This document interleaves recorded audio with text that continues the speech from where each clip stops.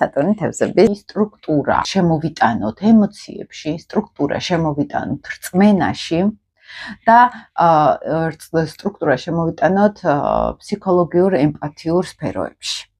ყველაზე კარგი კუთხით, ეხლა ძალიან სტანდარტულად ხვდელი რომ გამოვიდეს ხვდელი ხშირად სატურნის თევზები სჭირდება. სასულიერო პირი პროფესიით კლასიკური სატურნი თევზების პრინციპი არის. და ჩვეულებრივი კუთხით სატურნი თევზები ეს არის ადამიანი, რომელიც ჩუმად, სადღაც ჩაკეტილი თავისთვის მუშაობს, მერე გამოდის და რაღაცები გამოაქვს, რაც იმუშავა იქ ჩუმად.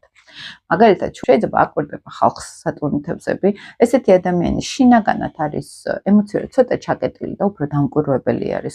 სხვების ემოციებს აკვირდება, სხვების გრძნობებს უღრმავდებიან ხშირად, ხო? ეხლა მე კარგ სატურნზე ვლაპარაკობ, გაცნობიერებული სატურნი.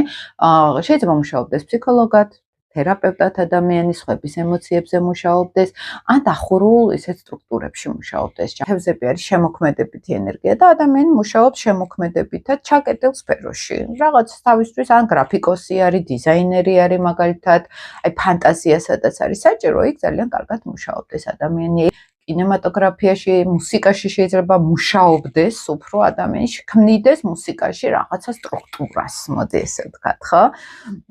და უფრო პროფესიული სფეროთი იყოს მუსიკა, ხელოვნება, მაგალითად, აქ ადამიანი გამოვლენილი.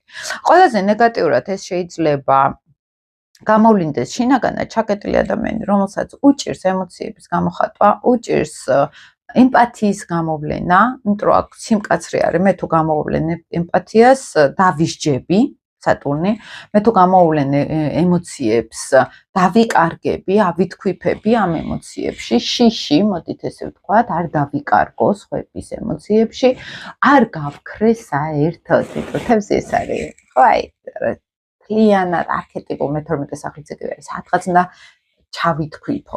აქ ამის შიში არის და თითქოს ცალკე გამოდიან, ხო, არ მინდა სხვისი ემოციას ყველაზე ნეგატიურ გამოვლენებას. თუმცა ეს პოზიტიურ პიროვნებებსაც ახასიათებთ, სატურნის მერყეობა ყოველთვის გვაქვს ჩვენ, ხო, რაღაცა შიშები ყოველთვის გვაქვს და აქ შეიძლება იყოს, რომ მე არ მინდა რომ მისი ტკივილი ვიგრძნო, იმიტომ რომ თუ ვიგრძნობ, მე დავიშლები.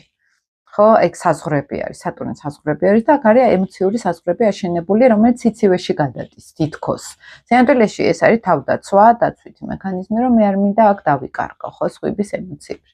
ზოგჯერ შეიძლება დაიკარგო საკუთარ ემოციებში. ყველაზე ნეგატიური გამოვლენა შეიძლება იყოს, სასმეელისკენ მიდრეკილება, ნარკოტიკებისკენ მიდრეკილება, სატურნი თევზების საფირმო, ესე ვთქვათ, კაცებში განსაკუთრებით გამოვლენა არის, ხო?